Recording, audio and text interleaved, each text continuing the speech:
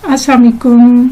क्या हाल है? आप सब लोग ठीक हैं? मेरी बहनें और मेरे भाई, आज मैं आप लोगों के लिए हेल्थ एडवाइस चैनल में आप लोगों के लिए जो लेके आई हूँ वो आज का फल है पपीता। पपीते के बारे में जैसे आप जानते हैं ये बहुत मुफीद है और इसके बारे में जो है वो बहुत कम लोग जानते हैं इसके क्या क्या बेनिफिट्स हैं, लेकिन लोग जो जानते हैं इससे भरपूर फ़ायदा उठाते हैं। तो पपीता जो है इसमें विटामिन ए, बी, सी और डी ये बहुत ज़्यादा मिकदार में पाया जाता है और इसके फल को खाया जाता है बड़ी खुशी के साथ और शौक से, और बड़ा अच्छा फल होता है और पाकिस्तान में हर जगह पे मौजूद है और हर जगह पे पाया जाता है, हर शहर में मिल सकता है।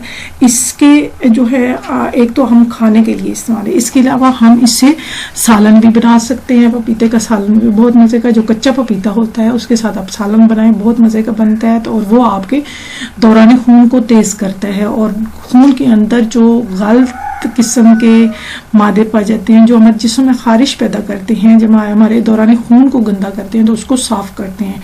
एक तो ये है कि हमारे जिस्म के अंदर जो गंदे मादे पाए जाते हैं खून के अंदर, जो हमारे खून को गंदा कर देते हैं, उनको साफ करता है। ठीक है। इसके अलावा जिल्द की शदाबी, चेहरे के दाग धब्बे के लिए जो है वो पपीता बहुत मुफीद है। तो उसके लिए मैं आपको एक टोटका बताने जा रही हूँ कि आप एक पपीता लें और इसके गूदे या छिलके के अंदरूनी हिस्से को अच्छी तरह चेहरे और गर्दन पर लगाएं, यानी मल लें आप। ठीक है। आप जब जो जिल्द की अंदर वाली साइड पे होता है थोड़ा आप खाती हैं या आप अंदर से तो आप खा लेते हैं, लेकिन जो छिलका है वो उतार के फेंक देते हैं। तो फेंकने के बजाय आप उसको एक प्लेट में अच्छी तरह रख लें, साफ सुथरी प्लेट में, और वो अंदर वाला जो हिस्सा है उसको अपनी गर्दन पे और चेहरे पे लगाएं, अच्छी तरह लगाएं और 30 मिनट बाद अपने चेहरे और गर्दन को धो लें। ठीक है। इससे आपकी जिल्द जो है वो उसके ऊपर शादाबी आ जाएगी, साफ सुथरी हो जाएगी और आपकी जिल्द जो है स्मूथ हो जाएगी। ये पपीता जो है आपकी जिल्द को स्मूथ करेगा और शाइनी करेगा। इसके अलावा चेहरे की चमक को बहाल करेगा और आपके चेहरे के ऊपर जो दाग धब्बे हैं उनको दूर करेगा। तो इसके अलावा एक और जो है वो मैं आप लोगों को टोटका बताती हूँ, वो ये है कि चेहरे के दाग धब्बे दूर करने के लिए जो दूसरा मैं आपको टोटका बताने जा रही हूँ वो ये है कि चेहरे के दाग धब्बे दूर करने के लिए पपीते के गूदे में आपने बलाई जो है वो के बगैर वाला दूध मिलाना है। ठीक है। बलाई के बगैर वाला दूध मिलाना है। ये दूध मिला लें और इसको आप ग्राइंड कर लें और ये जो है ये आँखों और होठों को आपने बचा के रखना, यानी वहाँ पे लगने नहीं देना। तो आपने फेस पे अपने पे लेप कर लेना है। ठीक है।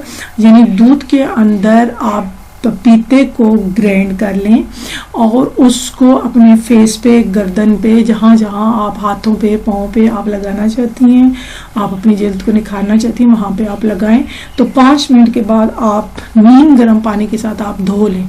तो आप देखेंगी 5 मिनट के बाद आप देखेंगे कि आपकी जिल्द किस तरह। हाँ, ये आपने ध्यान रखना है कि जिल्द पे अगर जलन महसूस हो तो आपने नहीं लगानी, पहले आपने बाजू पे लगा के चेक कर लेना है अगर जलन में, क्योंकि मेरी बहुत सी बहनें ऐसी होती हैं जिनकी जिल्द बहुत सेंसिटिव होती है। हमारी बच्चियां आजकल बहुत ज़्यादा अजीब अजीब क्रीमें यूज़ करती हैं, क्रीमें यूज़ करने की वजह से उनकी जिल्द जो है बहुत सेंसिटिव हो जाती है।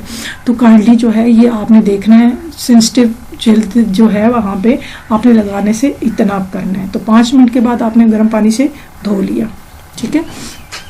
इसके बाद अगर जो है आपकी आँखों के इर्द गिर्द जो सोजन हो जाती है, आंखें मेरी बहनों की बहुत ज़्यादा स्किन जो है वो लटक जाती है और स्किन जो है वो ऊपर आंखों के ऊपर गिर जाती है और सूजी हुई कई बहनों की होती है, तो उसको जो है वो अपनी जगह पे लाने के लिए, उसको बिठाने के लिए आपने क्या करना है कि आंखों की इतराफ की जो जिल्द है, फूली हुई जो जिल्द है, वो आपने आंखें बंद करके पपीते के पतले पतले कतले फूली हुई जगह पर रख देने हैं।